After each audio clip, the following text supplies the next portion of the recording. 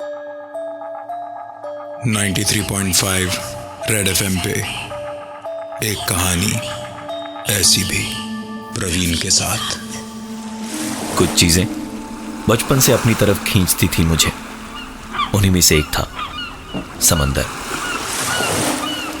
ऐसा लगता था जैसे वो मेरे लिए है और मैं उसके लिए। समंदर। अमन हमेशा सबको यही बताता था। उसके मर्चेंट नेवी में आने की वजह थी यही, समंदर। कहते हैं समंदर सब कुछ निगल लेता है पर वापस भी कर देता है। अमन अपने जहाज के कमरे का दरवाजा बंद करके पलटा ही था कि लहरों की आवाज के बीच अपने कमरे के दरवाजे पे उसने एक आवाज सुनी। अमन एक पल को रुका, आवाज को ध्यान से सुना। वो आवाज अपने आप धीरे धीरे धीमी होते हुए बंद हो गई। तो अमन ने अपने कमरे की लाइट ऑफ की और जाकर बिस्तर पर लेट गया। अमन का यह पहला सफर था। बिस्तर पर लेटते ही नींद बड़ी गहरी आ रही थी उसे, और उसी में उसने एक आवाज सुनी। अमन ने इतना ध्यान नहीं दिया, लेकिन इतनी आसानी से सो पाना शायद अमन के नसीब में आज था नहीं, क्योंकि उसके आंखों को मूंदते के साथ ही एक बार फिर अमन की नींद खुल चुकी थी। वो उठा, आंखें मलते हुए उसने लाइट जलाई। कमरे में इधर उधर देखा, उसके अलावा उस कमरे में वहां और कोई नहीं था। दरवाजा खोलकर उसने बाहर भी झांका तो वहां भी कोई नहीं था। दरवाजा बंद करके सोचा कि शायद पहली बार इस तरह के सफर में निकला है, इसलिए ये सारी चीजें उसके साथ हो रही हैं। मुस्कुराते हुए वापस बेड पे लेटने गया तो देखा पैरों के ठीक पास कुछ पड़ा हुआ था। ध्यान से देखा तो एक मरीनर्स कॉइन था, एक सिक्का जो हर सफर या वॉयज के पहले शिप पे हर किसी को दिया जाता है और जिस पर सफर की शुरुआत और मंजिल लिखी होती है। ये यहां कैसे आया, ये सोचते हुए अमन उस सिक्के को उठाने के लिए झुका तो सिक्का जैसे पता नहीं कितना भारी हो, वो अपनी जगह से हिला तक नहीं। अमन झुक के घुटनों पे बैठ के उस सिक्के को उठाने की कोशिश करने लगा। सिक्का जैसे जमीन से चिपका हुआ था। जैसे ही वो सिक्का जमीन से उठा तो अमन का ये कमरा जोरों से हिलने लगा। एक एक चीज कमरे में गिरने लगी। ऐसा लगा कि कमरा बिल्कुल किसी बॉम्ब की तरह फट जाएगा। और सिक्का जहां पड़ा था वहां हुए छेद से पानी तेजी से कमरे में भरने लगा। कमरे के फर्श में लगी लकड़ी के पटरे चिथड़ों की तरह टूटने लगे। पूरे कमरे में पानी था। कमरा भी जहाज के साथ साथ डूब रहा था इस वक्त। और अमन दरवाजे को खोलने की कोशिश कर रहा था, पर दरवाजा नहीं खुल रहा था। दरवाजे को खोलने की चाहत में उसने नाखूनों से दरवाजे को नोचना शुरू किया। कमरे में भरते हुए पानी की आवाज के बीच सिर्फ हाँफते और फूलती सांसों की आवाज आ रही थी। पानी का लेवल धीरे धीरे बढ़ता जा रहा था कि तभी अचानक जोर से हाँफता हुआ, पसीने से भीगा हुआ अमन अपनी नींद से जागा था।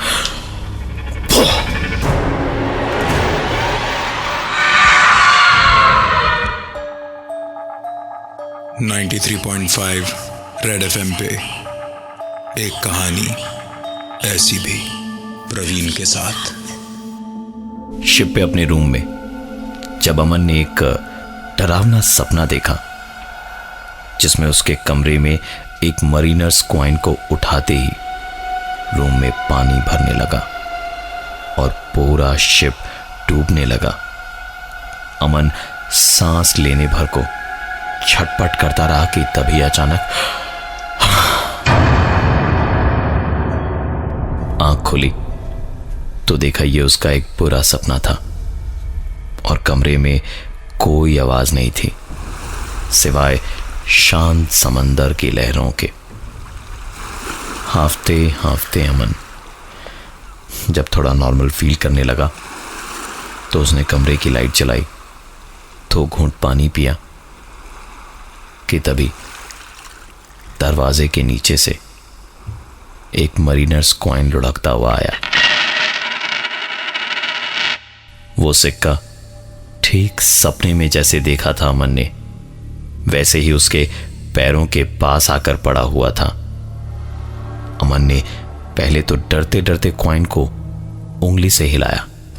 कॉइन अपनी जगह से थोड़ा सा खिसका और कुछ नहीं हुआ, सब कुछ नॉर्मल था।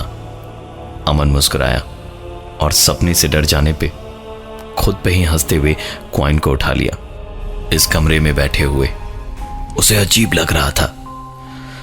उसने सोचा कि समंदर की ताजी हवा खाई जाए। सीधा ऊपर डेक पर जाके ताजी ठंडी हवा में खड़े होके कुछ देर तक सिर्फ लहरों और हवा की तेज आवाज में खोया ही था कि किसी ने उसके कंधे पे हाथ रखा। पलट के देखा तो कैप्टन थे। सल्यूट किया तो कैप्टन ने पूछा, क्या हुआ अमन, एनी प्रॉब्लम? अमन ने कहा, सर रूम में अच्छा नहीं लग रहा था तो सोचा ताज़ी हवा में रहूंगा तो थोड़ा बेटर फील होगा। कैप्टन अमन की बात सुन के थोड़ा मुस्कुराए और फिर उन्होंने कहा, उस कमरे की यही प्रॉब्लम है, मैं भी शुरू में 2 महीने उसी कमरे में था। अमन ने तुरंत पूछा, क्या प्रॉब्लम सर? कैप्टन ने गहरी सांस भरी और उसके बाद बोलना शुरू किया। दरअसल उस कमरे की 2 कहानियां हैं जो हर कोई बताता फिरता है, लेकिन क्या सच है और क्या झूठ ये शायद ही कोई जानता है। आदित्य, यही नाम था उसका, बहुत ही तेज स्टूडेंट हुआ करता था, लेकिन अपनी पढ़ाई लिखाई के ऑब्सेशन में वो कुछ भी कर जाता था। एक थ्योरी पे रिसर्च कर रहा था, द एक्ट ऑफ डिनायल, मतलब जो है पर इंसान उसे मानने को तैयार नहीं। एक दिन घर पहुंचा तो देखा मां अभी भी बीमार है। 3 दिन हो गए थे। बीमारी में उसकी मां बिस्तर से भी नहीं उठ पाई थी। आज भी आदित्य ने आवाज दी, मां मां मां, तो मां की तरफ से कोई जवाब नहीं मिला। अंदर झांक के देखा तो मां सो रही थी। बीमारी में बदन का रंग पीला पड़ गया था, बाल सूख से गए थे और उसकी लाख कोशिशों के बाद भी उसकी मां ने खाना नहीं खाया। गुस्से में आदित्य ने भी उस रात खाना नहीं खाया। अगले दिन आसपास के 1-2 पड़ोसी आए और डोरबेल बार बार बजाने लगे। आदित्य ने दरवाजा खोला तो उन्होंने बताया कि पिछले 3 दिनों से कुछ सड़ने की बदबू आ रही है आदित्य के घर से। अंदर जाकर देखा तो आदित्य की मां करीबन 3-4 दिन पहले ही मर चुकी थी, पर वो मानने से इनकार कर रहा था कि उसकी मां मर चुकी है।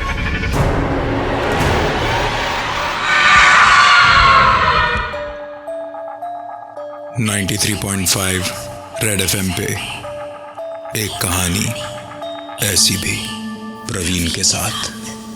अमन ने जब अपने आप को शिप पर अपने कमरे में सपने में डूबता हुआ देखा तो उसकी नींद उड़ चुकी थी और दोबारा उसे नींद नहीं आई, तो वो उठकर डेक पे खुली हवा में चला गया। कैप्टन वहां पहुंचे तो उन्होंने आदित्य के बारे में बताया जो अमन के उसी कमरे में रहा करता था। कैप्टन ने आदित्य की एक कहानी वो बताई जो आदित्य के साथ उसके घर पे हुई थी और उन्होंने अब आगे बताना शुरू किया कि दूसरी कहानी ये भी है कि एक दिन इसी शिप पर कैप्टन जब सबको काम डिस्ट्रीब्यूट कर रहे थे तो उस वक्त आदित्य को जैसे दौरा पड़ गया और वो जोर जोर से चीखने, चिल्लाने और तड़पने लगा। और फिर अचानक एकदम शांत होके खड़ा हो गया और चारों ओर मुस्कुराता हुआ देखने लगा।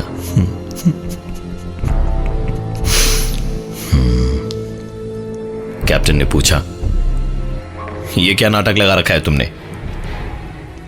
आदित्य का मुस्कुराता हुआ चेहरा एकदम से गंभीर हो गया और उसने कहा, He is possessed, Captain. He is possessed. Captain ने हंसते हुए कहा, बच्चे बहाना तो नया है, पर काम से बचने के लिए मैंने यहां बहुत नाटक देखे हैं। चुपचाप काम पे लग जाओ। इस बार आदित्य ने गुस्से में कहा, तुझे यकीन नहीं ना कि ये पोसेस्ड है? तो ये देख। ये बोलकर आदित्य ने खुद ही अपना सर जहाज की दीवार पे जोर जोर से मारा और फिर दौड़ते हुए समंदर में कूद गया। किसी तरह उसकी जान बचाकर उसे वापस शिप पे लाया गया और फिर उसके हाथ पांव बांधकर उसी कमरे में बंद करके रखा गया। कुछ देर तक तो कमरे के अंदर में वो चुपचाप बैठा रहा, लेकिन उसके बाद दरवाजे पे खटखटाने लगा और वो सुन के ऐसा लगा जैसे पहले किसी ने एक हाथ से खटखटाया, फिर 2 हाथ, और फिर ऐसा लगा जैसे वहां सिर्फ एक आदमी नहीं, पूरी की पूरी भीड़ बंद हो। ऐसे ही शोर के बीच में दरवाजा खोला गया तो देखा आदित्य तो दरवाजे से बहुत दूर बैठा एक डायरी में कुछ लिख रहा था। कैप्टन ने पूछा, हाथ कैसे खुल गए तुम्हारे? आदित्य ने मुस्कुराते हुए कहा, मैंने कहा था ना, He is possessed. इसके हाथ बंधे हुए थे पर मेरे नहीं। कैप्टन अब थोड़ा परेशानी में थे और उन्होंने पूछा, कौन हो तुम और इसको क्यों परेशान कर रहे हो? उसके चेहरे से अब हंसी जा चुकी थी और लाल आंखों में सिर्फ गुस्सा ही दिख रहा था। आदित्य ने कहा, इसकी वजह से मैं मरा, अब इसके मरने की बारी है।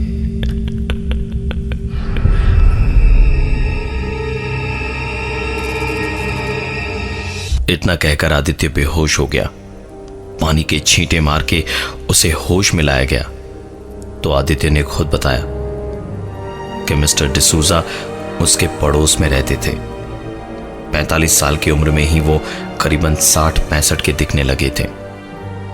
उनकी आंखें धंस चुकी थी और बीमारी ने उनके हुलिये को इस कदर बिगाड़ दिया था कि अंधेरे में कोई देख ले तो डर जाए। एक रात जब आदित्य सो रहा था तो उसने अपने कमरे में अंधेरे में किसी को देखा और बुरी तरह से डर गया। उठकर देखा तो मिस्टर डिसूजा थे, जिन्होंने बहुत ही अजीब तरीके से आदित्य को देखते हुए कहा, अगली बार दरवाजा खुला रख के मत सोना।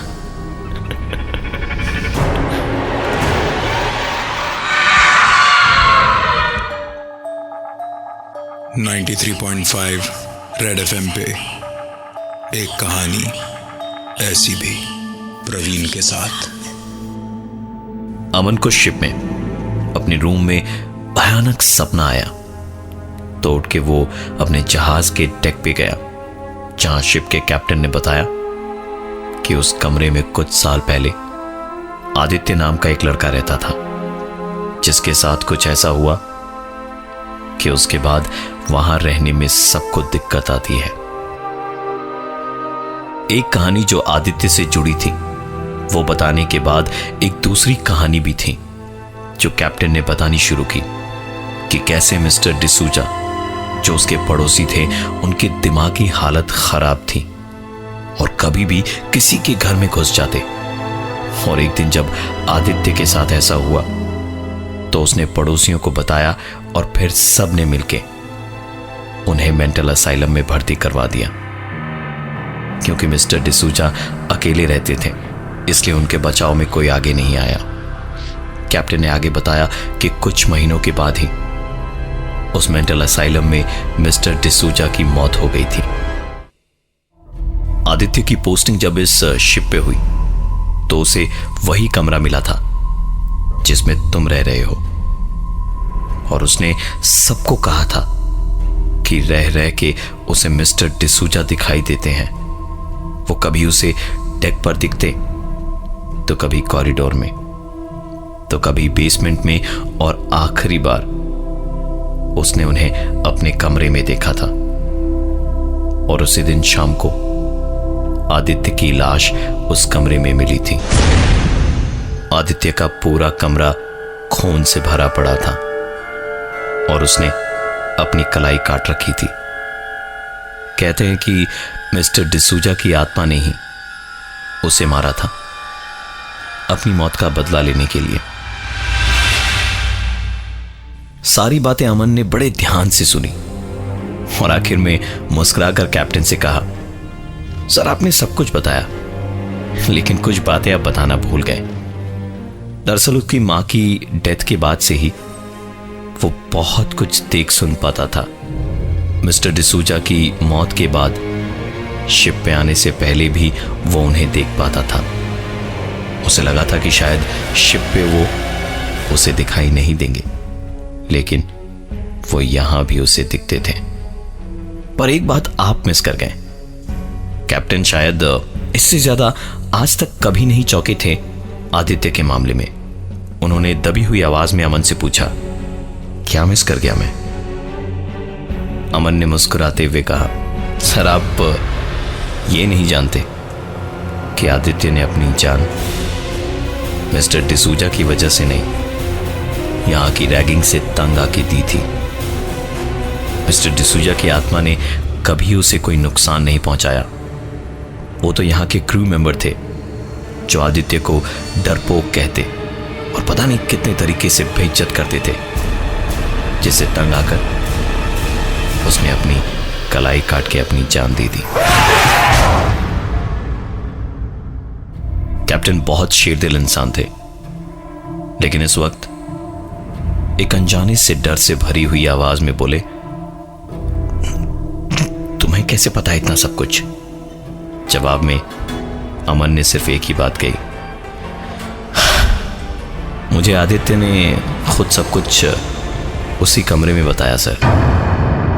कैप्टन तुरंत वहां से उठे और अमन के कमरे की ओर भागे। वहां पहुंच के दूर से ही देखा तो दरवाजा खुला पड़ा था। दरवाजे के पास पहुंच के अंदर झांका तो वो नजारा आदित्य की कहानी को दोबारा आंखों में दिखा गया। कमरे के अंदर अमन बिस्तर पे पड़ा था। बड़ी बड़ी पथराई आंखें छत की ओर देख रही थी। उसके बदन में जान नहीं थी। कमरे में चारों तरफ सिर्फ खून ही खून था और उसके हाथ की कलाई कटी हुई थी। उस दिन की घटना के बाद जहाज के उस कमरे को हमेशा हमेशा के लिए बंद कर दिया गया। मैं हूं प्रवीण और ये थी आज की एक कहानी ऐसी भी।